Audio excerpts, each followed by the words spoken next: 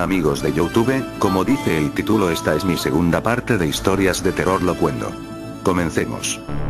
Unos amigos se reunieron aprovechando las fiestas navideñas para compartir una noche de alcohol y risas en mitad de un descampado.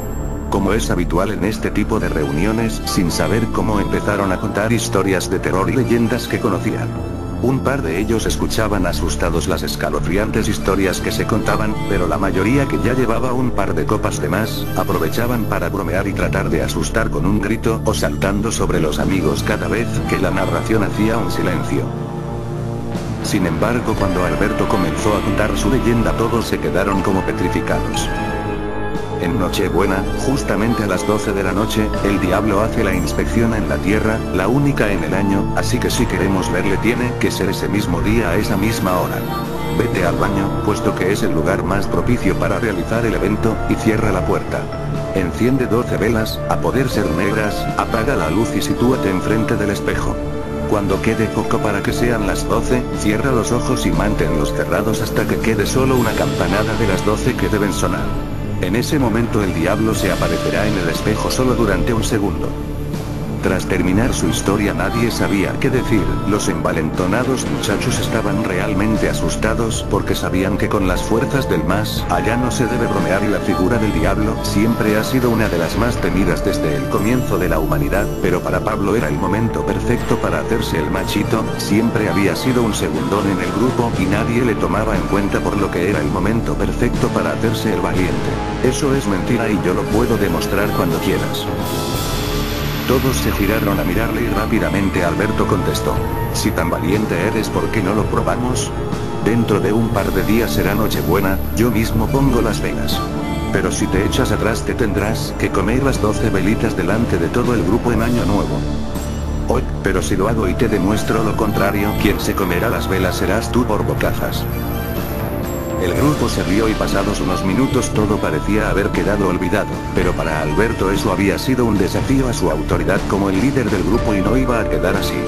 Por lo que un par de días después, se presentó en la casa de Pablo con una bolsa que contenía 12 velas negras, una Biblia satánica que le había prestado un amigo gótico de su hermana, un pentagrama con la cabeza de un carnero y una cámara capaz de grabar en la oscuridad que su padre guardaba en uno de los armarios como si fuera de oro.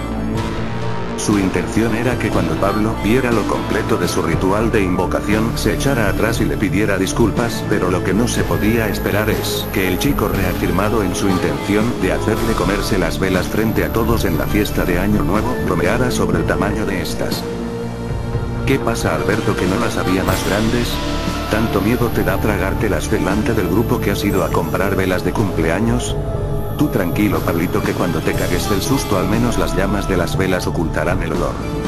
Alberto entró en la casa de Pablo y sin dirigirle ni una mirada más pasó al baño de su habitación. Tal y como había visto en varias páginas de invocaciones que había encontrado en internet, colocó 5 de las velas en cada una de las puntas del pentagrama, 4 de ellas a los lados del espejo y las 3 restantes junto a la Biblia satánica, que intencionadamente dejó abierta por una página en la que había una especie de invocación o ritual. La escena del cuarto de baño con el pentagrama iluminado únicamente por la luz de las velas era digno de una película de terror, y Pablo, a pesar de tener que hacerse el valiente, sintió como se le encogía el estómago al pensar que tenía que entrar solo para realizar la invocación. Bueno chaval, hasta aquí puedo estar yo en el baño, dijo Alberto con voz socarrona. Por si te echas atrás en el último momento y abres los ojos antes de tiempo, te he colocado una cámara de vídeo. Mucha suerte, espero que la leyenda no sea cierta, porque de lo contrario no creo que lo cuentes. Dijo intentando darle aún más miedo. Yo te espero aquí fuera para que no te dé por salir corriendo. Pablo se encontraba dentro del baño con la luz apagada, faltaba menos de un minuto y ya sentía como las gotas de sudor le caían por la frente. Una cosa es hacerse el chulito delante de todo el mundo, pero otra era encontrarse con ese escenario aterrador y disponerse a invocar al mismo diablo por una apuesta. Sin embargo, reunió todas sus fuerzas para no salir corriendo y cuando Alberto le avisó cerró los ojos. Pocos segundos después escuchó la primera campanada del reloj que tenían sus padres en el salón. El miedo que tenía y el silencio era tal que cada una de ellas parecían sonar cada vez más lentas. Al tener los ojos cerrados no percibió que con cada campanada se apagaba una vela, como si el mismo diablo estuviera consumiendo cada una de ellas al ritmo necesario para que se apagaran simultáneamente a cada uno de los clan del reloj. Al sonar la campanada número 11, tal y como le había indicado Alberto, Pablo abrió los ojos. Alberto, al otro lado de la puerta del baño, esperaba que Pablo se echara atrás y saliera en cualquier momento, pero tras sonar la última campanada todo quedó en silencio. Llamó a su amigo pero no obtenía respuesta, ya había transcurrido más de un minuto y Pablo no salía, así que decidió abrir la puerta. Al abrirla todo estaba a oscuras y solo se escuchaba una respiración ahogada en el suelo, un fuerte olor a azufre inundaba el lugar y Alberto sintió que algo iba mal. Encendió la luz del baño y se encontró al otro chico con la cara desencajada del miedo, mientras se llevaba fuertemente la mano al pecho. De puro terror había sufrido un ataque al corazón y lo único que alcanzaba a decir era: lo he visto, lo he visto. Al llegar al hospital los médicos no salían de su asombro, el corazón parecía estar bien y perfectamente recuperado, no obstante el chico se encontraba en una especie de shock y no hablaba con nadie, salvo para repetir una y otra vez que lo había visto. Días después salió del hospital perfectamente recuperado, al menos físicamente, ya que nunca volvió a ser el mismo, se convirtió en una persona asustadiza y retraída que frecuentemente se quedaba pensativo y en silencio a mitad de una conversación. Alberto por su parte nunca se atrevió a ver lo que contenía la cinta y decidió tirarla a la basura junto a los objetos que se habían usado en la invocación.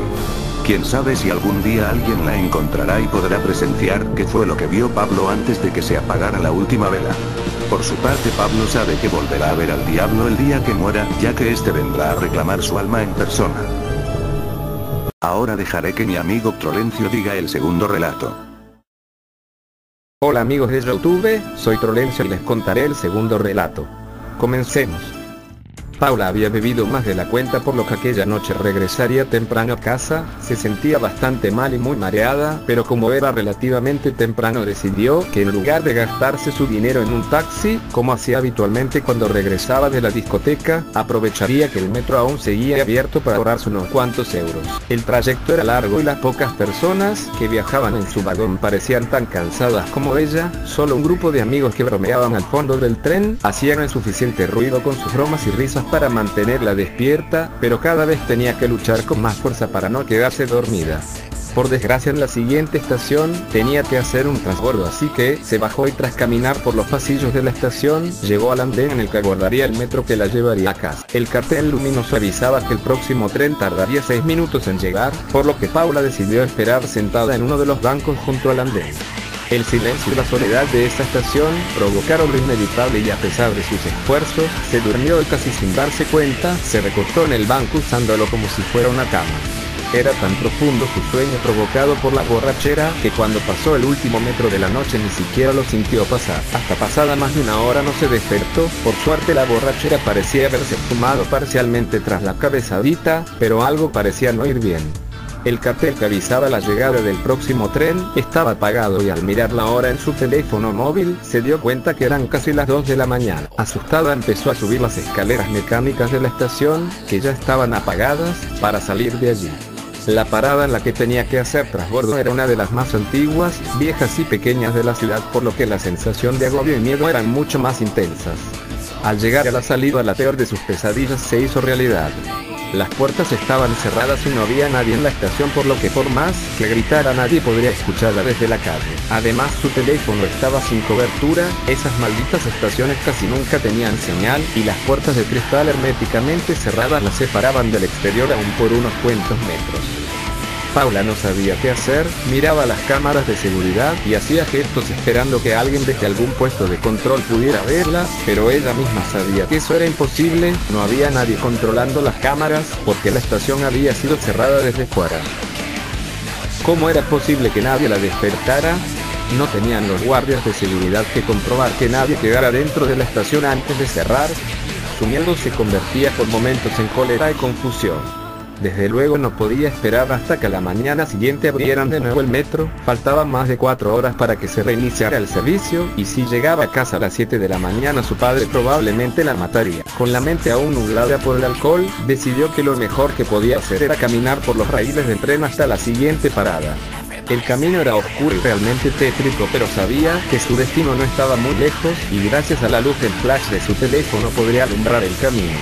La siguiente estación era una de las más importantes, con gran cantidad de líneas y recientemente había sido remodelada, por lo que estaba segura que allí podría encontrar a alguien que la permitiera salir a la calle donde abordaría un taxi. La idea parecía muy buena, pero a la hora de la verdad recorrer aquellos túneles era realmente escalofriante. Un silencio casi sepulcral hacía que hasta la más leve de sus pisadas resonaran con el eco de las paredes. Se podían escuchar los chirridos de las ratas y el goteo de algunas zonas en las que parecía que había leves escapes de agua. Sus pasos eran cortos y se detenía a menudo a escuchar porque sentía como si alguien la observara desde la oscuridad. El miedo la invadía y paralizaba por momentos, pero ya era demasiado tarde para volverse atrás. Debía estar casi a mitad de camino cuando unas voces la alentaron. Por un momento pensó en gritar para que supieran que estaba allí, pero decidió ser cauta y apagar la luz de su teléfono mientras se escondía en un estrecho pasillo que había en un lateral del túnel. Mientras permanecía escondida y en silencio, pudo ver la figura de dos hombres bastante corpulentos. Sus ojos cada vez se adaptaban más a la escasa iluminación de las luces de emergencia que había cada muchos metros en el túnel. Ambos parecían discutir acaloradamente por un cartón de vino, y a escasos metros de donde se encontraba Paula comenzaron los empujones y golpes. El más grande de ellos le propinó un puñetazo que tumbó al otro y gloriosamente alzó su trofeo, mientras de un trago se bebía casi la mitad del contenido del cartón de vino. El más pequeño, enfurecido, sacó un cuchillo de la espalda y se lo clavó repetidamente en el cuello a su rival. Realmente se ensañó con su cadáver, y a pesar de la poca luz Paula pudo ver con claridad cómo tenía toda la cara manchada de sangre. Recogió el poco vino que quedaba y se lo tomó de un trago. Paula estaba temblando del miedo, no se atrevía ni a respirar y desde luego mucho menos a moverse. Si estaba lo suficientemente quieta, tal vez el vagabundo asesino se iría de allí sin verla. Pero la casualidad no se quiso liar con ella, y justo cuando el asesino se daba la vuelta para marcharse del lugar, la batería de su teléfono la delató. Un incesante pitido advirtiendo que la carga estaba a punto de agotarse comenzó a sonar, y el vagabundo se giró de inmediato. ¿Hay alguien ahí? Puedo escucharte, sal inmediatamente o te rajo. La pobre chica se quedó petrificada y no sabía cómo actuar mientras el asesino se acercaba a ella.